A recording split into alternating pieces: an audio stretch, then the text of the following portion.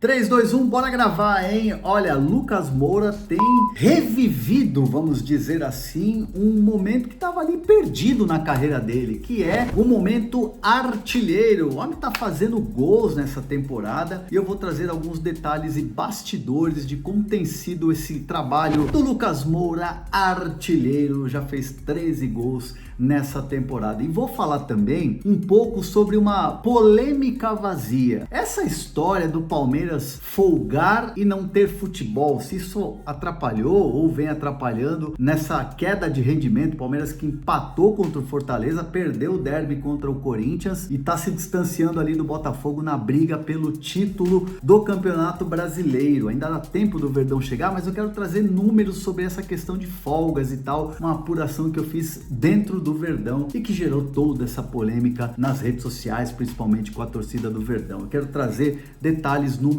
bastidores também para vocês. Antes, se inscreve aqui no canal, ativa as notificações, compartilha os vídeos, todos os dias tem notícias, informações para vocês especiais, jogos, vlogs, visitas, sempre para vocês aqui no canal. Então, se você não está inscrito, tá aqui com a gente, não está inscrito, já se inscreve, ativa as notificações, deixa o like pra gente para fortalecer o nosso trabalho, beleza? Não esquece também que a gente tem cupom da Centauro, tá chegando aí Black Friday, aproveita então, ó, Hernan10, 10% de desconto na compra dos seus produtos da Centauro. Entra aqui, ó, QR Code, como eu falei, tem também o link na descrição do vídeo, beleza? Olha só, galera, então, ó, Lucas Moura tem em 2024, em 13 gols marcados e 8 assistências, né? Eu nem gosto de falar muito de média, né? Mas é 0,30, tudo isso em 2024. O camisa 7 do tricolor, né? O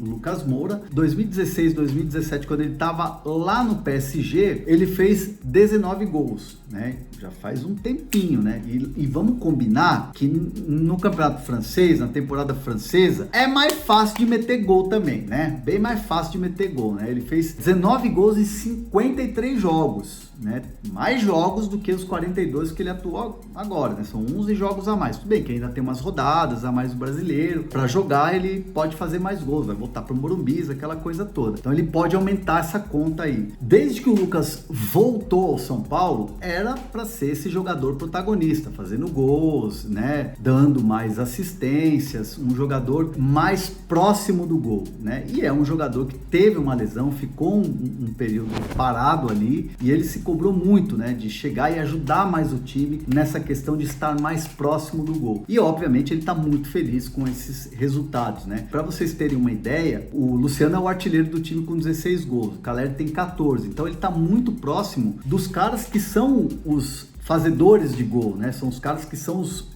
atacantes ali, os caras que são de área, né? Então o Lucas, ele tá muito feliz com esse desempenho, porque era uma meta mesmo dele, de ter mais gols na carreira, de chegar um pouco mais, de bater mais pro gol, de pisar mais na área. E o Lucas tem feito gols importantes, é bem verdade. Aí você vai falar, mas poxa, ele perdeu pênalti lá contra o Botafogo. Não vai ter ninguém mais do que o próprio Lucas se cobrando muito sobre isso, né? Sobre de ter perdido esse pênalti. Para as próximas temporadas, teremos então um Lucas assim cada vez mais protagonista e cada vez mais goleador. Pelo menos essa é a ideia. Então o Lucas quer aumentar esse número de gols. Quem sabe aí ele fecha na frente do Caleri, na frente do Luciano, como um jogador decisivo, goleador com assistências, e de fato tá muito feliz. E obviamente o torcedor de São Paulo fica ainda mais feliz de ver o Lucas nessa fase. Goleador com 13 gols e 8 assistências. Gostaram? Vocês estão gostando dessa fase do Lucas goleador? Comentários aqui,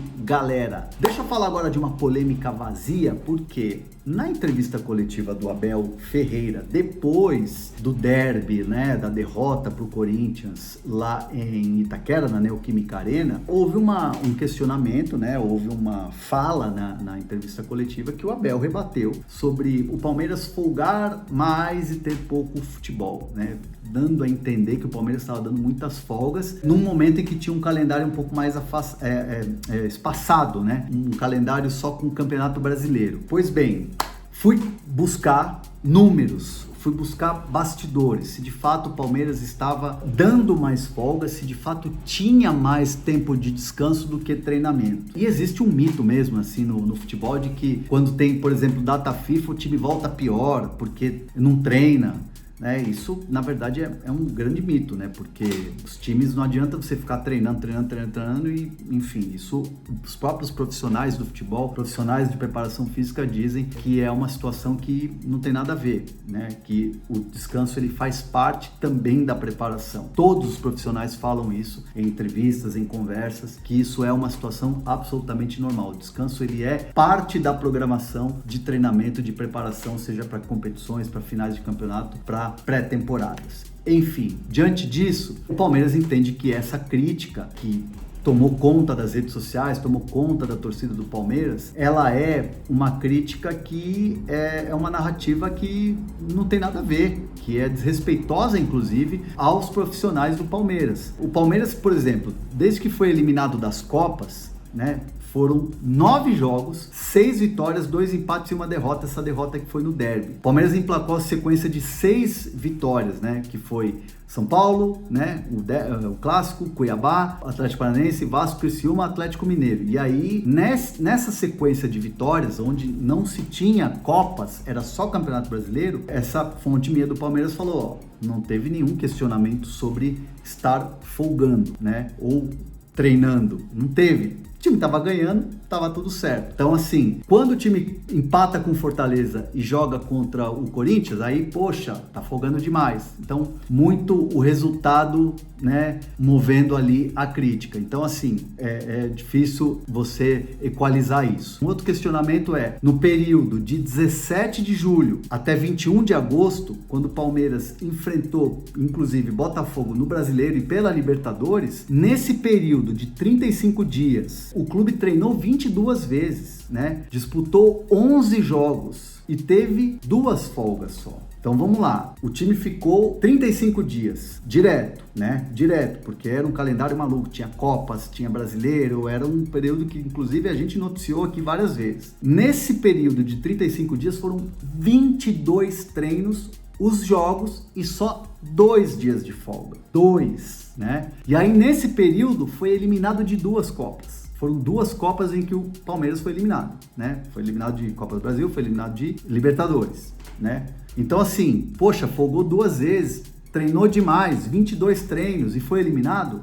Aí seria a crítica ao contrário. Por que treinou demais e folgou de menos e foi eliminado? Então, assim, vamos pensar que às vezes você olhar para essa questão da folga demais e futebol de menos é uma narrativa que se desconstrói com esses números. Se você para e pensa um pouco, faz uma reflexão diante dessa apuração e desses números que eu consegui ali falando com pessoas de departamentos diferentes ali do clube, acaba que essa narrativa é desconstruída. Então, assim, é um desempenho que você fala, poxa, será que treinar demais não é ruim também? Acho que às vezes o futebol ele é muito do resultado, né? Poxa, o Palmeiras perdeu, foi eliminado, perdeu do derby, que era um clássico, e agora tem que buscar o resultado para ver se consegue passar do Botafogo, que está franco favorito na frente. Enfim, a questão toda é que, obviamente, você tem um Palmeiras que desde 2020 vem disputando vários títulos, vem chegando em finais, tem um calendário mais apertado, e de lá para cá, de 2020 até 2024, coincide também com o período da chegada do Abel,